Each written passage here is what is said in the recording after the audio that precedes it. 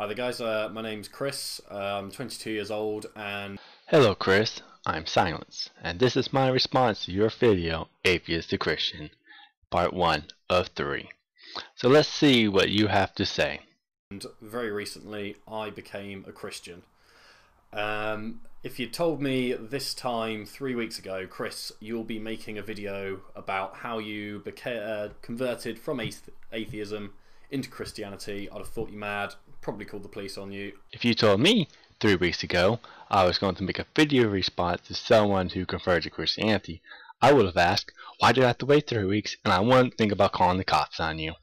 I wouldn't have thought in a million years that this would ever happen to me. It's been a very confusing 2 or 3 weeks, and I just sort of like to tell my story, really, sort of explain how I've arrived at this conclusion.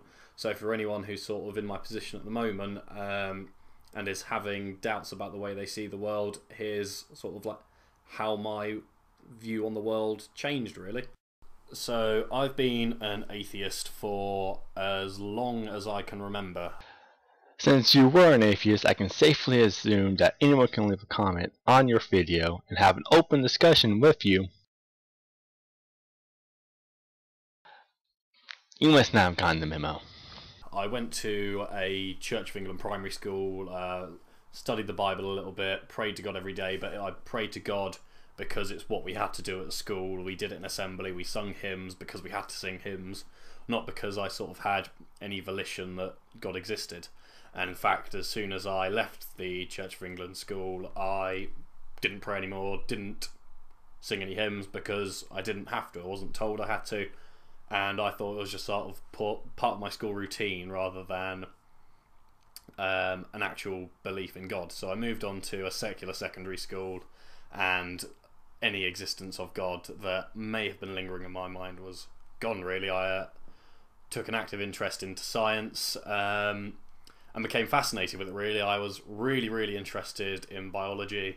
I did physics, and I think I suffered through chemistry, but regardless, I all found it all very interesting, like how the world sort of fit together. Glad you like the science classes. I'm just wondering when you'll get to depart when you start believing in the magical sky fairies.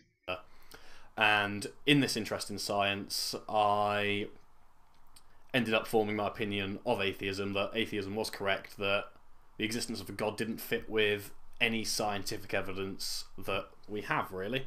Like many events in the Bible, such as Jesus feeding the 5,000 or Jesus coming back from the dead, didn't really have any scientific weight behind them, and I couldn't see how they would have come about. So I dismissed the idea of God existing entirely, and that's how I lived my life, and I was perfectly happy living my life like that. I mean, certainly there were some things even today that science can't explain, like how did life come about, what really sort of started the Big Bang.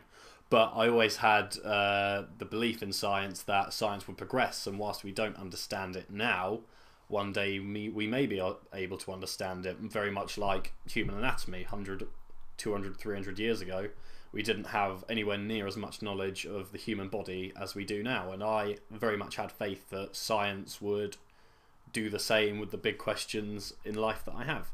Just so we're clear, in this case you're using faith in terms of it based on the evidence that over the years our collective body of knowledge has grown and will continue to grow. Not the definition of faith being a belief in something without evidence, right? And it wasn't just from a scientific viewpoint which I disagree with the existence of God, it was also a philosophical one. So if we did have an all-loving God sort of watching over us, how could he allow suffering to exist?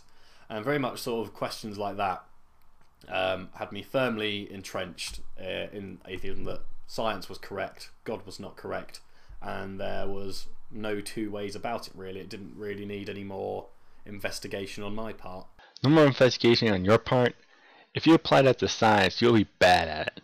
But luckily, by your title of your video, we know you're going to do it sometime. So can we get to that already? I'm doing nothing here but reminding the viewers I'm still here and making this video longer than it should be. So all of this begs the question, really, what changed? You know, how did I go from staying up late watching YouTube videos of Richard Dawkins, having debates with theists and, in my opinion, wiping the floor with them, to converting from atheism to Christianity. So I study biomedical science at the University of Durham, and it was during the first few months of the year that I sort of realised just how intricately put together that we were. So you can have, well, even not just how intricately put together we are, how intricate the world is, really. Like, Please don't say you convert to Christianity because life is too complex to form on its own. Someone must have had a designer. You just said you're studying biomedical science. Bio is as in biological.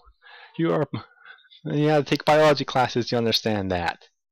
That's why you should have covered how life got so complex. you can have proteins made of thousands and thousands and thousands of amino acids, but you get that one glycine amino acid and swap it for another one, and all of a sudden the whole protein doesn't work. And such intricacy at like that small molecular level, I started entertaining the idea of intelligent design for the first time in my life. Fuck. Well, at least I won't be sitting here doing nothing anymore. So let's get into it then. Even though the intelligent design idea has been debunked a number of times.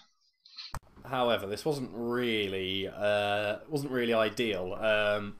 I lived my entire life as an atheist, not believing in God, and I'd probably say go as far as saying pitying Christians for their belief in God. I felt like at times maybe they'd been brainwashed, or they just had no self-assurance, and so I would go as far as say I pitied Christians for that. Wait, are you yanking my chain here? Is this entire video just satire? And to suddenly be entertaining the idea of Christianity or just the existence of a God being true. Nope, you are being very serious. Even though you're saying, or God being true, you are going with Christianity. I find it kind of convenient that you choose the one that you learn about in school, not Islam, Buddhism, Judaism, Scientology, or one of the other many religions. But I'm sure you're going to tell us how you looked into all of them before going with Christianity, won't you? Please tell me you are. Please. That became quite inconvenient, sort of having lived my entire life one way to now all of a sudden potentially seeing the viewpoint of the people that I'd previously pitied.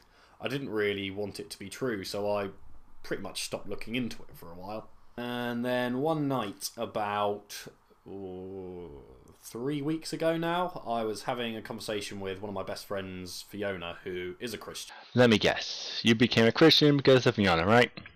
What did she say to get you to think about becoming one? We're having a deep, meaningful conversation into the early hours of the morning, and we started talking about the topic of like God and the way I see the world. And I've known Fiona for just over a year now, and I knew she was a Christian. I knew she was very, very strong in her beliefs, and she was very proud of them. So I never really talked to her about it, because being quite a cocksure, arrogant, almost, I'd go as far as saying arrogant in my beliefs, I didn't really want to talk to Fiona about Christianity and God, because in my mind I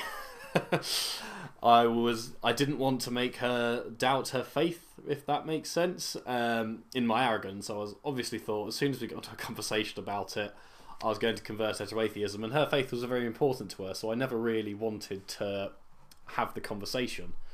And then we ended up having the conversation. I think I brought it up myself. I was talking about how I see other people's problems as more important than my own.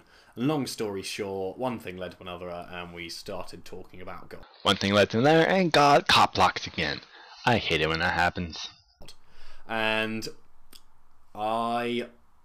at first I was quite hesitant to get into the subject, because I didn't want, so I still had this idea that I was going to make Fiona doubt her faith, but I thought, well, we've started talking about it, let's be honest and open, and we'll sort of go from there. Open and honest conversations are the best way to learn about someone else's point of view and to grow your current knowledge base. That's why I encourage your viewers to comment and discuss what you said in this video with you. Damn, forgot about that. Can't leave comments. Really.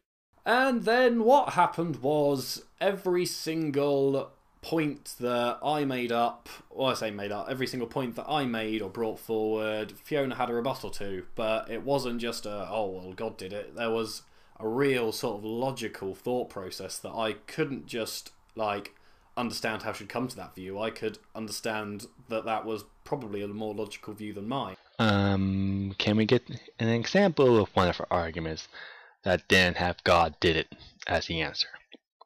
I would like to hear it. I'm sure all the viewers would like to hear it as well.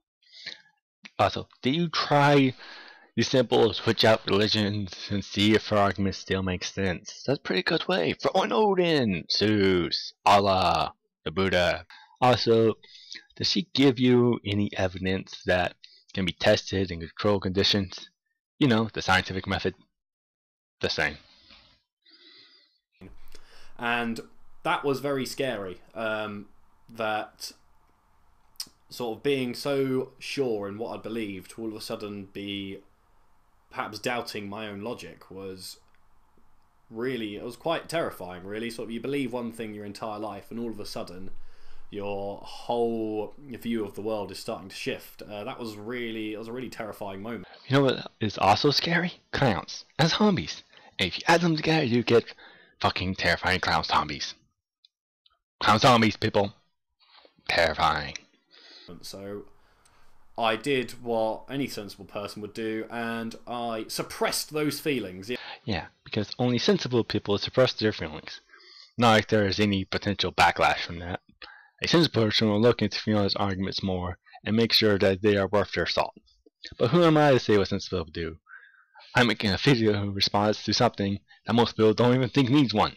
Yeah, I ignored them for several days because sort of having to change my view on the world would have been really inconvenient. So I decided that I wasn't going to investigate it, and then left it for a few days, and then concluded that would probably be very unscientific of me to not investigate every possible explanation for why we're here and what the world is here for.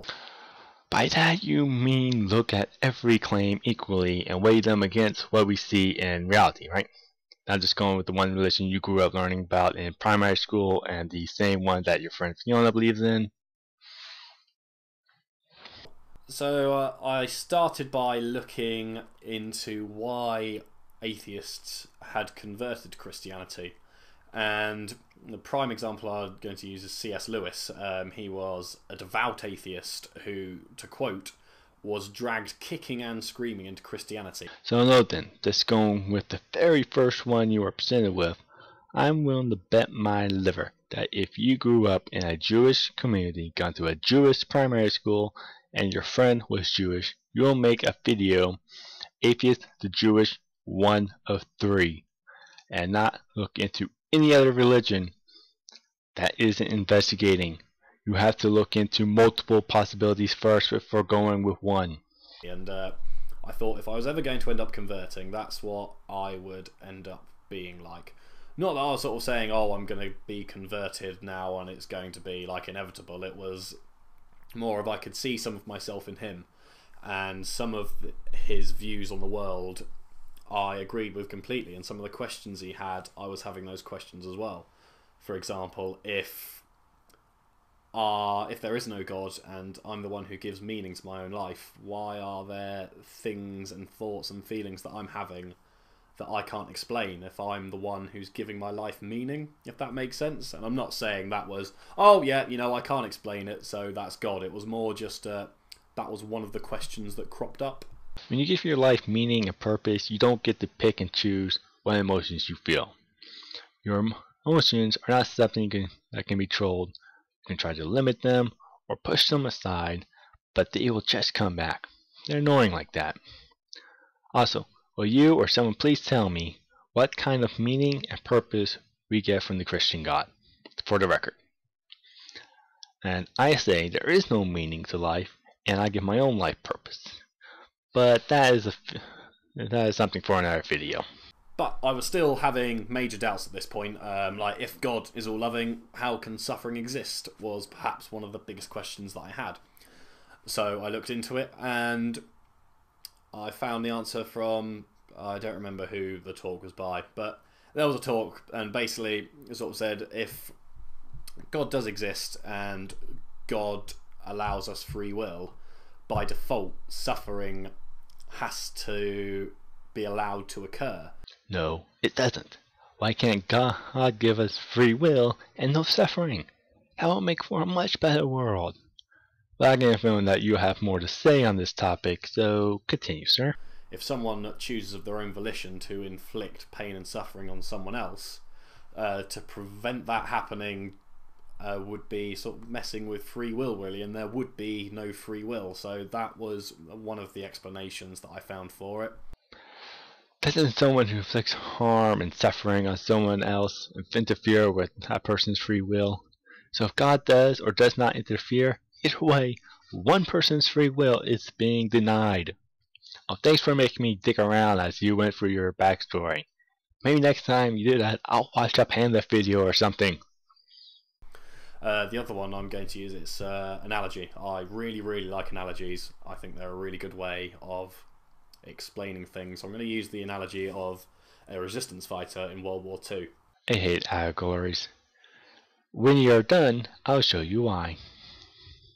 So say your town has been occupied in World War II, and you meet up with the local resistance leader, and you want to join the resistance movement, and you're sitting there, you're chatting to him for hours and hours and hours, and at the end he presses you and he says, right, do you want to sign up to the resistance movement?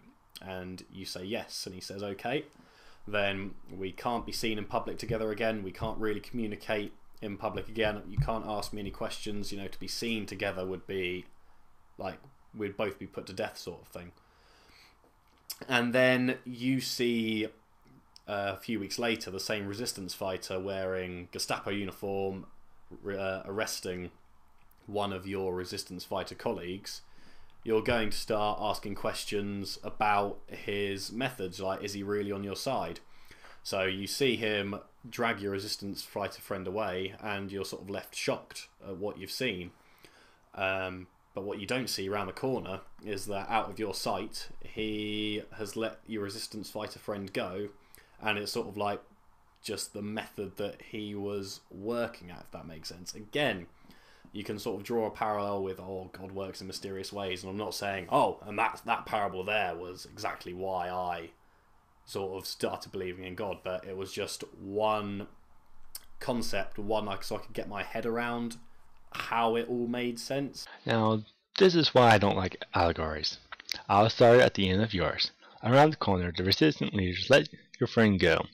Before parting ways, your friend hands the leader detailed plans and locations of all resistant members and civilians that are helping them. They both say Hail Hitler and go their separate ways. Later on, you and all the other resistance fighters are round up and with the Christians that help you. You're all tortured till the end of the war. Now, the difference between yours and mine is in your parable, God works in mysterious ways.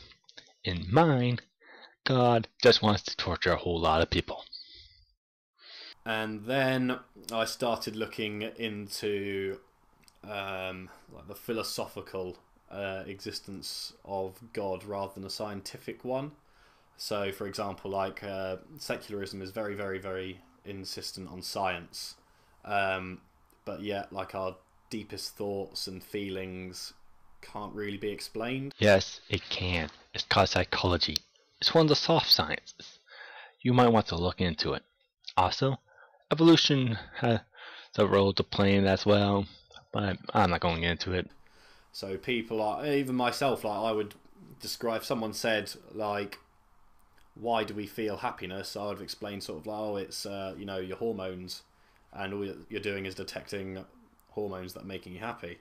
Realise that explains how we feel happy, but it doesn't explain why. What's the fucking difference between the how and the why here? Why is a sky fairy needed to explain this? How does a sky fairy even explain this? Because science can't explain the why, it can explain the how. To use another analogy, Fuck, not another one.